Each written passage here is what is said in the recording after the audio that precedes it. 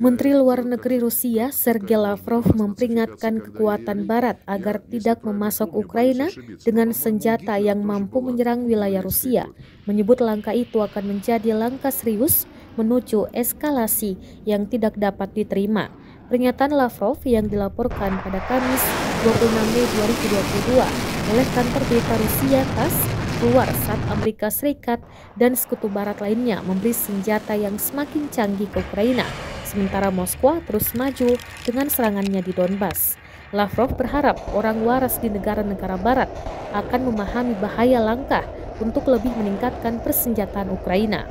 Washington dilaporkan mengadakan diskusi dengan Kiev tentang bahaya eskalasi dalam konflik yang sekarang berjalan lebih dari 3 bulan jika ingin meluncurkan serangan jauh di dalam Rusia, mengutip pejabat Amerika Serikat dan diplomatik yang tidak disebutkan namanya.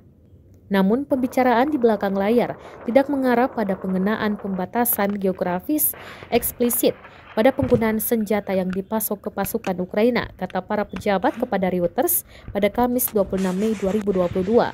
Laporan itu muncul saat Menteri Luar Negeri Ukraina Dmytro Kuleba memohon kepada negara-negara barat untuk memberikan senjata berat kepada Kiev. Dia mengatakan dalam sebuah video yang diunggah di Twitter bahwa negaranya membutuhkan artileri yang lebih kuat karena itu adalah satu-satunya faktor yang membuat mereka kalah dari Moskwa. Pemerintah Presiden Amerika Serikat Joe Biden dan sekutu Washington semakin bersedia memberi Ukraina persenjataan jarak jauh, termasuk howitzer M777, sejenis senjata artileri dalam beberapa pekan terakhir. Terima kasih sudah nonton.